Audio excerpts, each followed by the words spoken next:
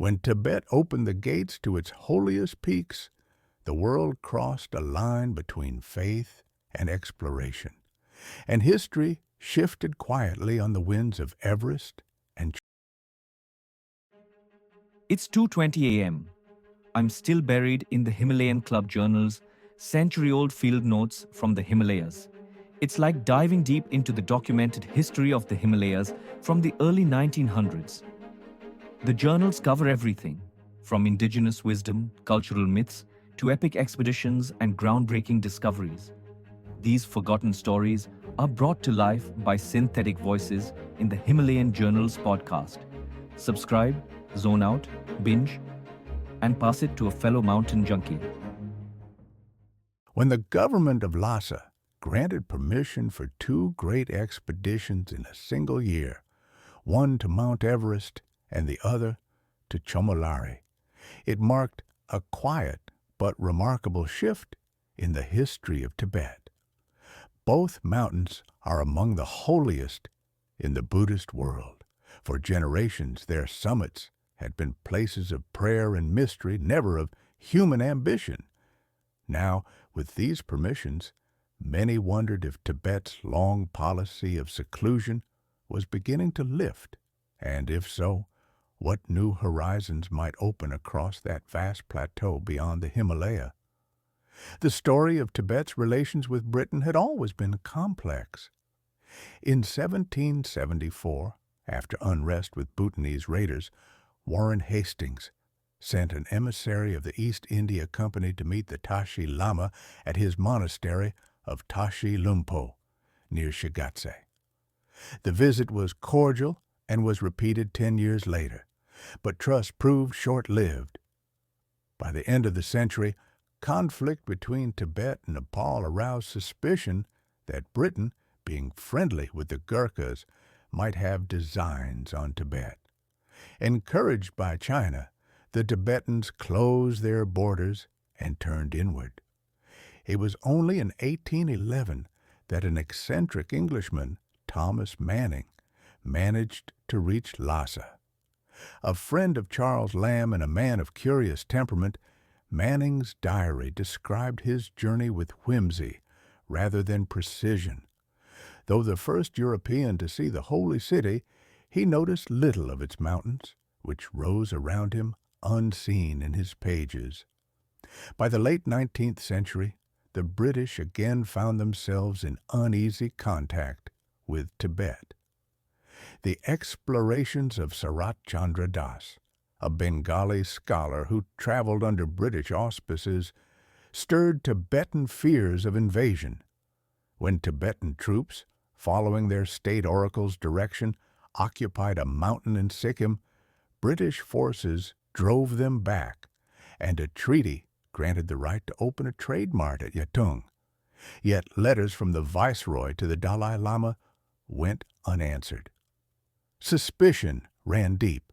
The Tibetans feared not only for their independence, but for their faith.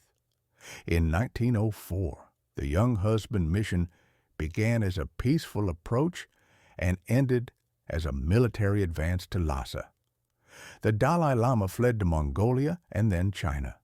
Still, the restraint shown by British troops, who neither looted nor desecrated the monasteries, left a mark. When, 6 years later, Chinese troops occupied Lhasa, it was to British India that the Dalai Lama fled. 2 years of exile in Darjeeling and Kalimpong changed him. When he returned to Lhasa in 1912, he saw Britain not as a threat, but as an ally. The man who had once refused even to open British letters now invited their representatives into his capital. In 1920, Sir Charles Bell, the political officer in Sikkim and a trusted friend of the Dalai Lama, visited Lhasa and remained nearly a year. From that friendship grew a new era of permission and cooperation. It was through Bell's influence that the first Mount Everest expedition was approved not by formal request, but by the quiet grace of personal understanding. The Tibetans were wary of written appeals, yet face-to-face friendship could move mountains. It was through that same goodwill that F. Spencer Chapman received leave to climb Chomolhari, the mountain he so long admired. Having spent 6 months in Lhasa, he knew the officials well, and they would have considered it unfriendly to refuse him. Still, he hoped that good harvests would follow, so that his expedition might not be thought inauspicious. Chomolhari, lying on the border of Tibet and Bhutan, required the consent of both lands. Through Raja Tobgai Dorje of Kalimpong, the Maharaja of Bhutan gave swift approval.